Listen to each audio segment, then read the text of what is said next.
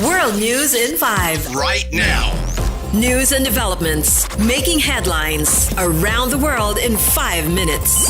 World News in 5. Here on Radyo Pilipinas World Service.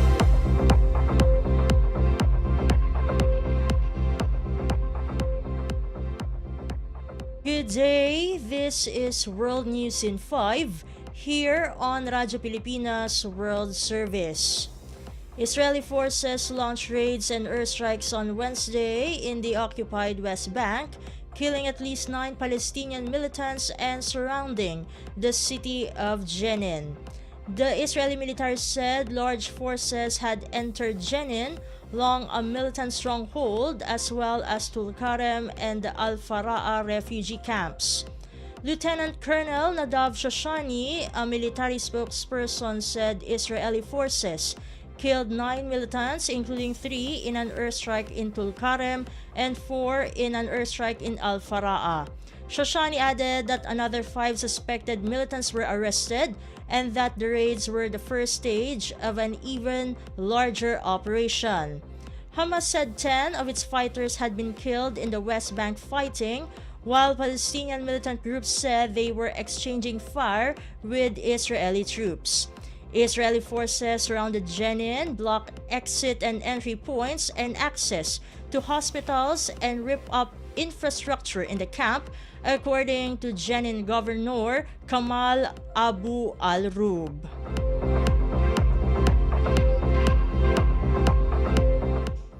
In other news overseas, United States National Security Advisor Jake Sullivan and Chinese Foreign Minister Wang Yi met for a second day in Beijing on Wednesday, holding talks that touch on topics that included a potential meeting between the two countries' heads of state and tensions in the South China Sea. Both sides said the talks were candid, substantive, and constructive, with state-run Xinhua news agency quoting Wang as saying the key to keeping China-US relations on the right track lies in the guidance of the two heads of state. The two discussed planning for a leader-level call in the coming weeks, according to a statement from the White House. Xinhua said the two also discussed a potential meeting between U.S. President Joe Biden and China's Xi Jinping. Sullivan and Wang also discussed the importance of military-to-military communications and holding video calls between their military theater commanders at an appropriate time, according to the Chinese readout of the meeting.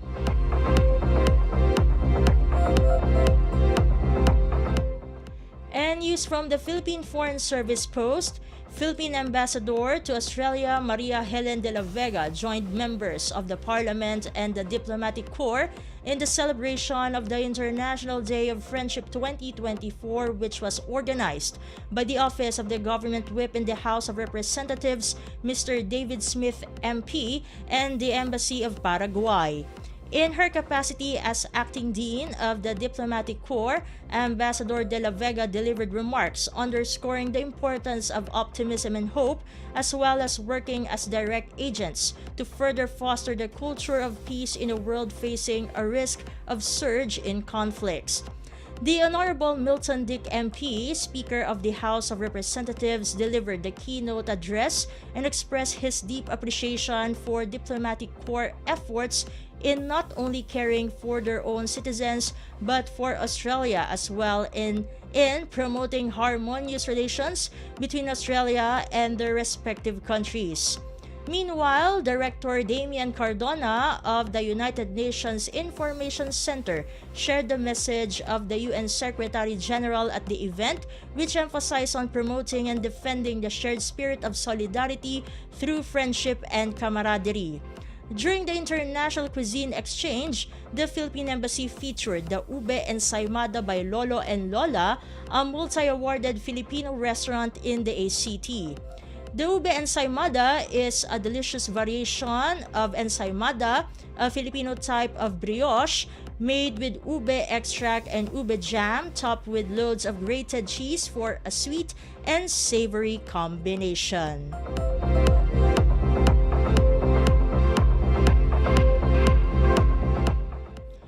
And that concludes today's edition of World News in 5. For Radyo Pilipinas World Service, this has been Steph Vicente.